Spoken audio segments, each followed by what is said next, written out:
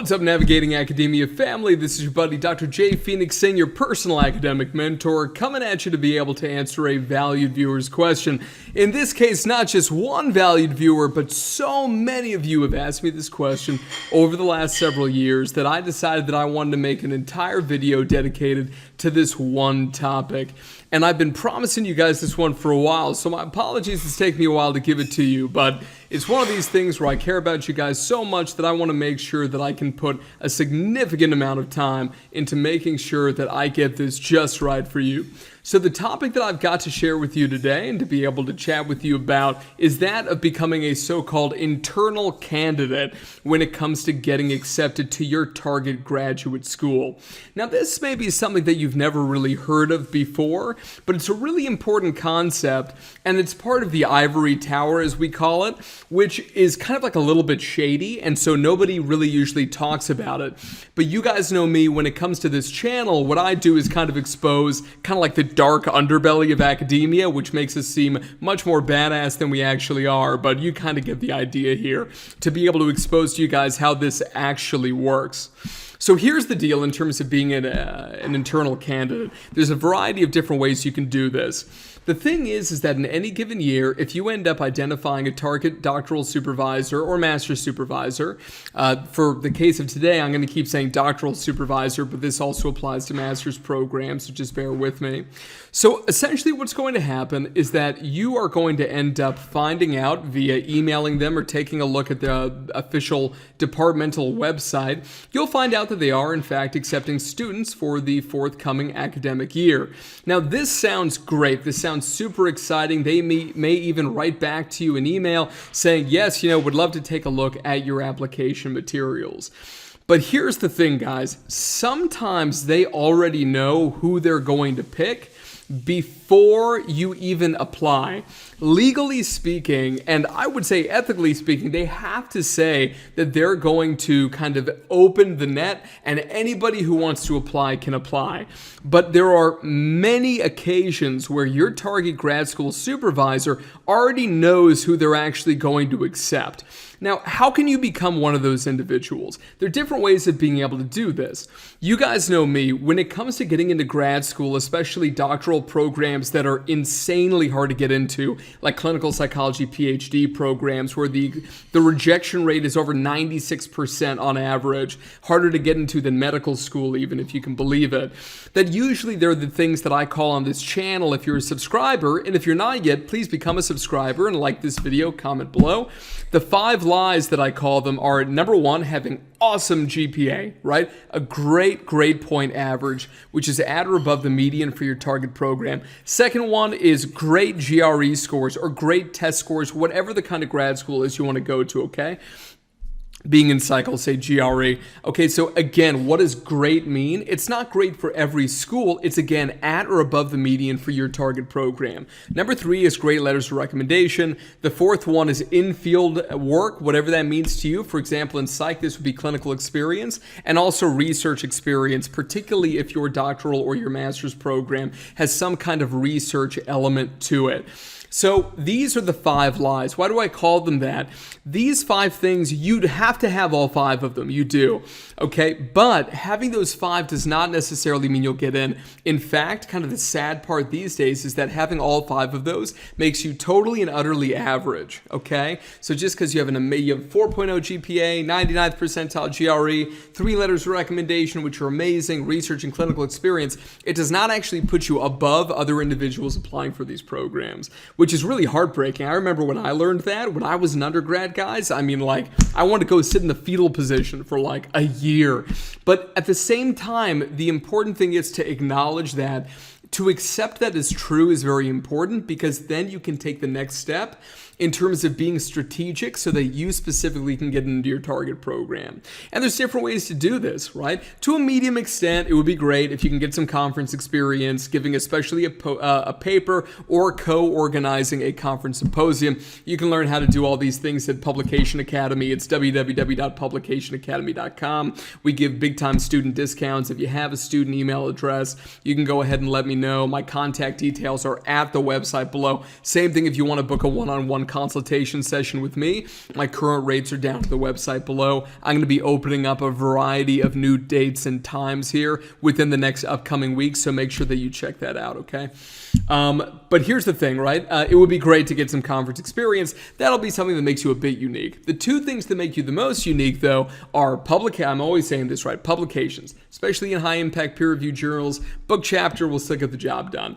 And at the same time, it would be insanely valuable to have personal connections. How can you get the best personal connections? The ultimate way of doing it is the ultimate way of kind of getting into a program as internal candidate. It's one of two ways. The first way you can be an internal candidate is essentially if you work for that target doctoral supervisor. A lot of people talk to me, and in terms of one-on-one sessions that I've had with literally, since the start of this year, at least 100 of you, right, in terms of one-on-one sessions, which is a huge blessing for me. From so many of you, I've gotten the question of, should I take this job at this local lab? Or should I take this research assistantship position and so forth? Because maybe you have gotten rejected from grad school, or you're a non-traditional student. It's been a few years since you've applied. Now you want to apply to one of these programs.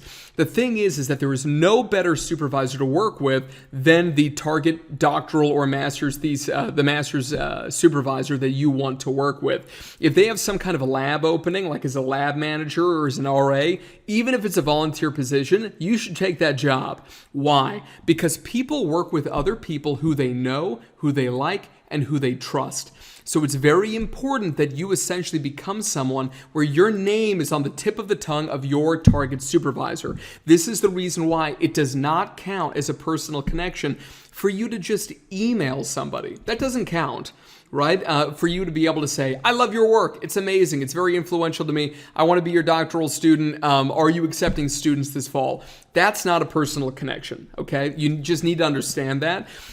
People like myself and other folks who supervise graduate students, we get these emails all the time, especially as the year goes on. We get closer to application deadlines in November, December. Let me tell you, we get them all the time. It does not make you special at all. We appreciate having gotten that email. There's no doubt about that, but that doesn't count as a personal connection. You need to be developing personal connections a minimum of 12 months in advance. So if you are a junior right now, you're either just about to go into junior year or you're behind and you're about to start senior year, you need to book a session so that we can talk about it, because you're in trouble. Sorry, right? It's just the truth. You can talk to me, you can talk to somebody else, I really don't care, but you need to talk to somebody else because you're going to have a problem, right? And I'm being honest here with you, as I always am on this channel. So here's the important thing, guys, right?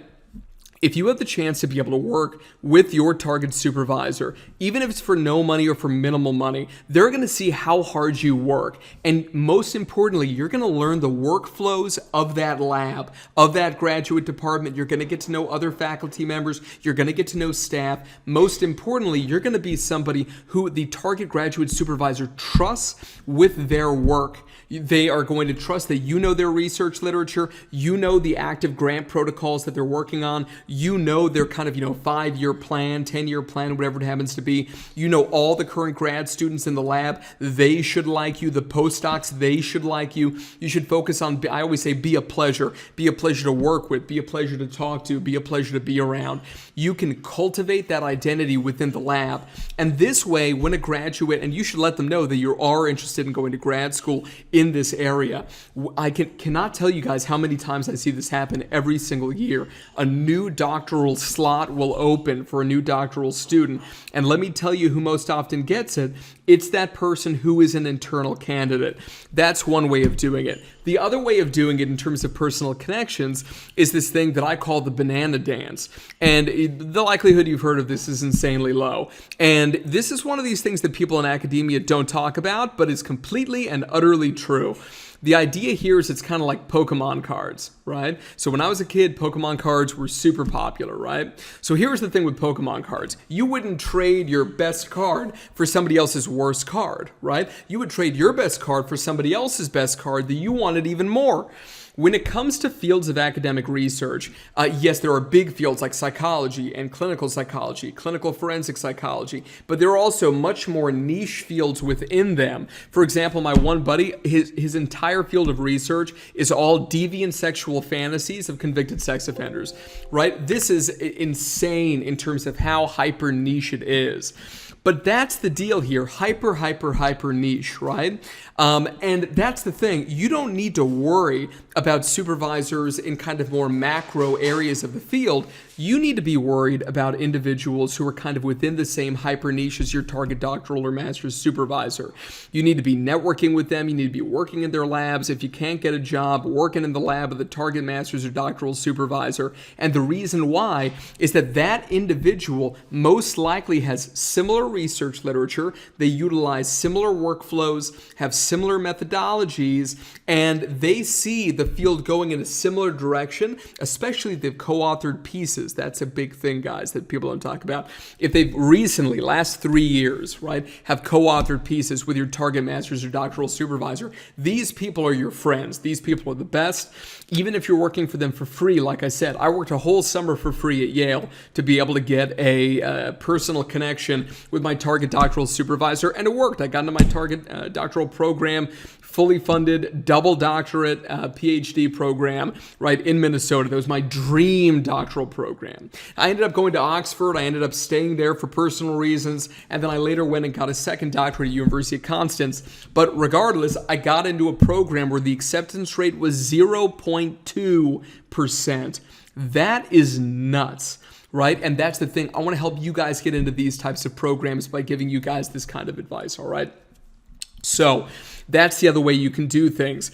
I want you to remember that graduate school supervisors, they don't want you coming in with kind of like your own agenda and these sorts of things. Yes, we love that you're passionate, but we want you guys to have a smooth landing. We don't want you guys to kind of come in and have this bumpy landing, right? The bumpy landing would be you only know how to use R and SPSS, and in this lab, we use Stata. That's it, right? We've got a bunch of Stata code that we developed over the years. That's what we use, and so forth, okay?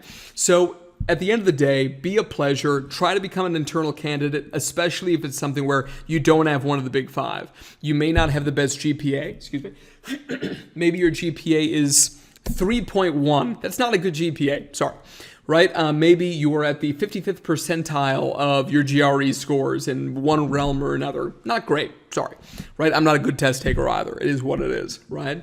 Could be that you don't have any clinical experience. You don't have any research experience. You don't have the best letters or recommendation for whatever reason, right? You don't have a publication. You don't have conference presentations, right?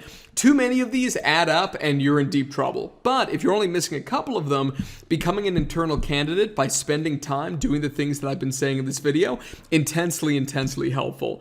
Does it mean 100% you're going to get into the program? I am sorry to say that it does not. But if you need to overcome some of these challenges that you may be facing because you have not spent maybe all of your undergrad career focused on this, or you're coming back, maybe you're a lawyer and you're coming back after 20 years in the field of law and you want to get into one of these programs, that's a challenge. And this is a great way to reinsert yourself into the field and to be able to kick some butt when it comes to grad school. So that's my guidance in terms of becoming an internal candidate. Again, it's something that people never talk about. I think in academia, it's almost like a well-known secret.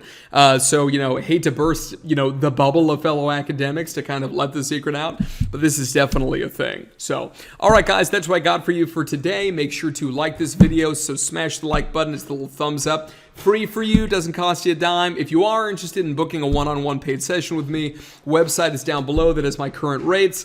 You can always email me to be able to book a session in case there are nothing that is currently available on there. It is drphoenixsing@gmail.com. All right, guys, I'll see you in the next one. Looking forward to it. Peace.